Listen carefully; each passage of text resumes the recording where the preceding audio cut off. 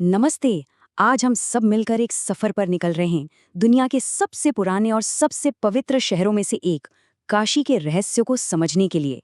देखिए, ये सिर्फ एक शहर नहीं है, ये तो एक ऐसा विचार है जिसने सदियों से दिलों पर राज किया है। ये हमें विश्वास की, मुश्किलों में डटे रहने की और असल में दैवत्व क्या है, इसकी कहानियां सुनाता है। ये शब्द भगवान शिव के कहे जाते हैं और इन्हीं शक्तिशाली शब्दों के साथ चलिए काशी के असली मतलब को समझने की कोशिश शुरू करते हैं। ये कहानी असल में एक चुनौती है कि क्या हम सिर्फ अपनी आंखों से जो दिखता है उसे ही सच मानते हैं या उससे परे जाकर उस गहरी सच्चाई को खोज सकते हैं जो हमारे अंदर ही मौजूद है।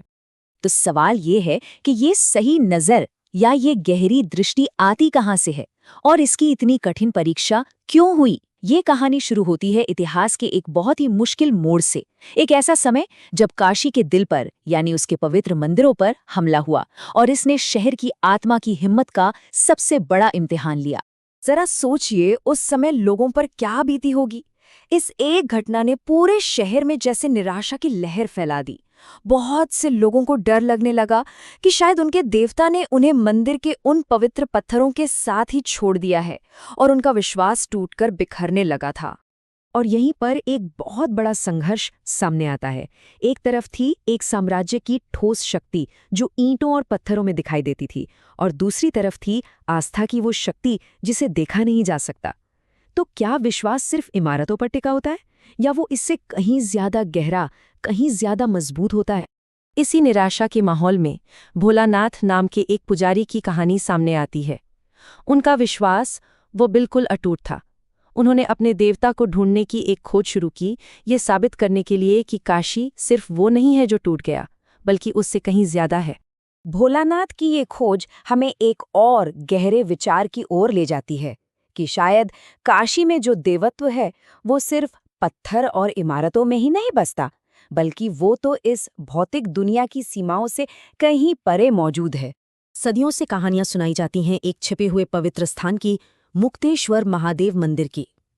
कहा जाता है कि ये मंदिर सिर्फ उन लोगों को दिखाई देता है जिनके दिल बिल्कुल साफ हो, जिनकी आत्मा पवित्र हो। तो क्या ये मुमकिन है कि काशी में एक ऐसा मंदिर भी हो जो आंखों से दिखाई ना देता हो? इसी बात को समझने के लिए माधव नाम के एक साधारण किसान की कहानी देखते हैं। ये उसकी आंखें नहीं थीं जो उसे उस पवित्र स्थान पर ले गईं। नहीं, ये तो उसकी निस्वार्थ सेवा और सच्ची भक्ति का जीवन था जिसने उसे वो रास्ता दिखाया। उसकी यात्रा हमें सिखाती है कि असली दृष्टि तो दिल से आती है। और ये सारी बातें हमें काशी के सबसे बड़े रहस्य की ओर ले जाती हैं, और वो रहस्य है जीवन, मृत्यु और मुक्ति की गहरी समझ, जिसे हम अक्सर मोक्ष कहते हैं। काशी हमें सिखाती है कि मोक्ष कोई ऐसी मंजिल नहीं है जो मृत्यु के बाद मिलती है।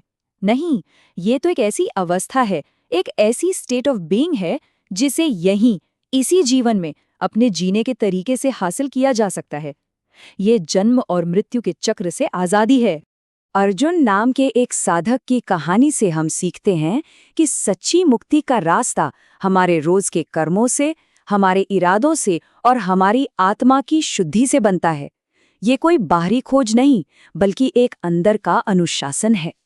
तो अंत में काशी का वो संदेश जो समय से परे है, बिल्कुल साफ हो जाता है। ये शहर दरअसल एक आईने की तरह है, एक ऐसा आईना जो हर इंसान के भीतर मौजूद ब्रह्मांड को दिखाता है और हमें अपनी ही गहराइयों में झांकने के लिए प्रेरित करता है। ये शक्तिशाली घोषणा जो भगवान शिव से जोड़ी जाती है, इस शहर की अमर भावना को दिखाती है। बड़े बड़े साम्राज्य बने और मिट गए, लेकिन काशी का जो आध्यात्मिक सार है वो अविनाशी है, वो शाश्वत है, वो हमेशा बना रहता है। तो ये सब कुछ हमें इस एक विचारोत्तेजक सवाल के साथ छोड़ जाता है कि काशी की असली तीर्थ यात्रा क्या है। क्या ये किसी भौगोलिक स्थान तक की यात्रा है, या ये हमारी अपनी आत्मा की गहराइयों में उतरने का एक सफर है? शायद असली काशी हम में से हर एक के भीतर ही है और बस अपने खोजे जाने का इंतजार कर रही है।